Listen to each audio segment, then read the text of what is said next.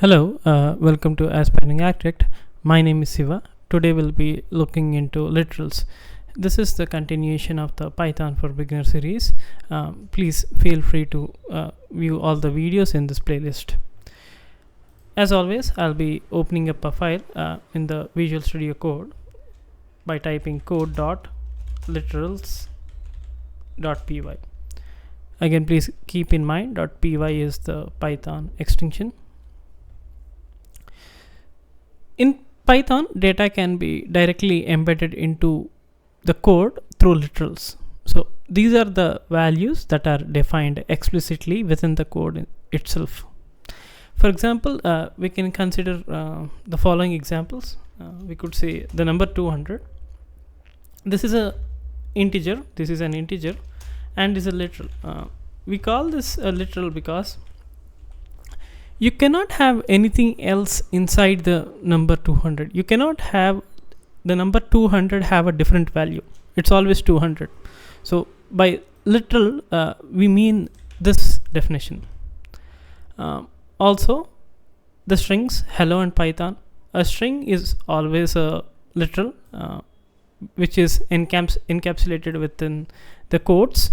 And then we have negative integers too, like -89. This is also a literal. This can never have anything other than that.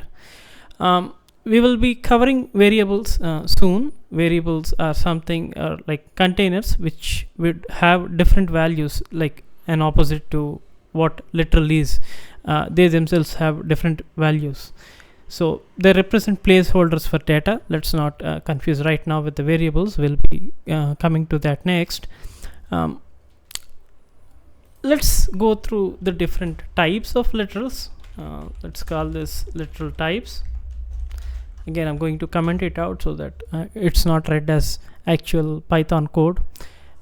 We have the integers, as we've seen earlier. So this could be like maybe 200 or -90 or 1_00_000. Please remember that underscores is for the developer to understand the number better. It's completely valid in Python. Underscore is used to improve the readability. So for example, if we wanted to take the type of this particular number, just say I want to get the type of this particular number.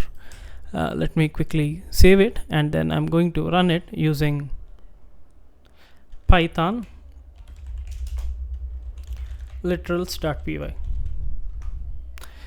The class is integer. That means that even though there are underscores in this number, this is still considered as an integer, and it is a completely valid expression in Python.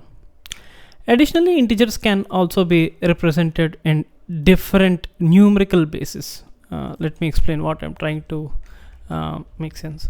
So you have the octal numbers such as 0, 1 to 3, where the base is 8, and the hexadecimal numbers where the base is 16. These are also considered as integers, and hence these are all literals as well. Coming to the next type of literals, that is the floating point numbers. The floating point numbers are the numbers with the fractional part. They include dot in between them.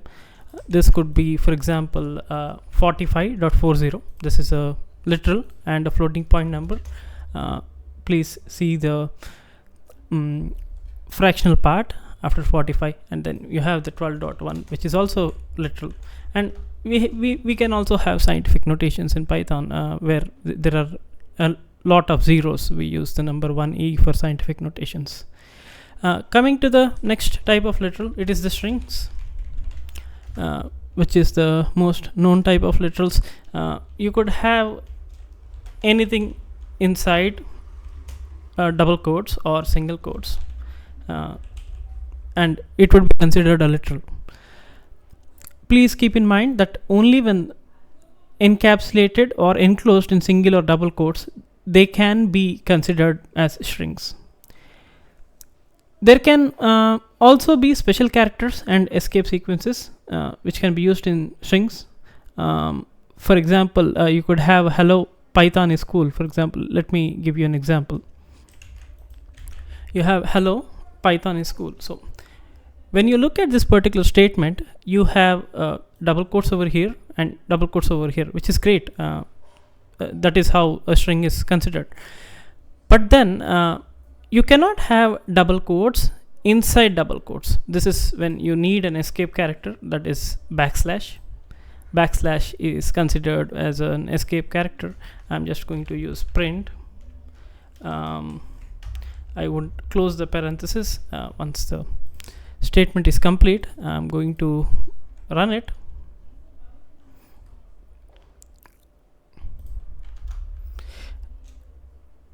Unexpected indent. Okay, it looks like we have provided the forward slash instead of a backslash. This is a bit confusing.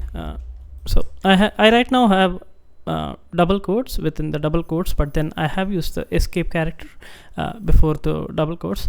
Let me quickly run this. We get the statement hello, Python is cool. But then if you do the same thing without the escape characters, let me try to run this again. I'm going to quickly save it and I'm going to quickly run it. You see an error. It says invalid syntax. Perhaps you forgot a comma, but then that is not the case. We know what's going on. Let me try to use a single quotes. I have the double quotes outside the single quotes. Let me quickly run this. You still have the output. So single quotes inside double quotes is accepted. Double quotes inside single quotes is accepted. Or if you want to use the same type of quotes, you would need to use an escape character. And then coming to the last type of literals, we have the booleans. Let me quickly word wrap this for you. You have the booleans. Booleans are the data types that can have two different values, true or false. They are often represented as 1 and 0. So true is 1 and 0 is false. This is what we have for the today's class. So there are 4 types of literals. You have the integers, the floating point numbers, the strings, and the booleans. This is just to recap. And then again, I have a task for you for today. I would very much like that you actually follow this task and you give me the output in the comment section, or let me know if you have any queries.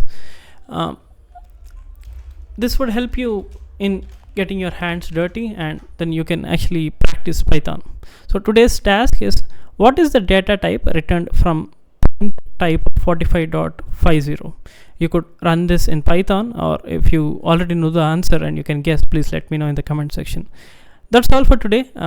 Thank you. I'll see you in the next class.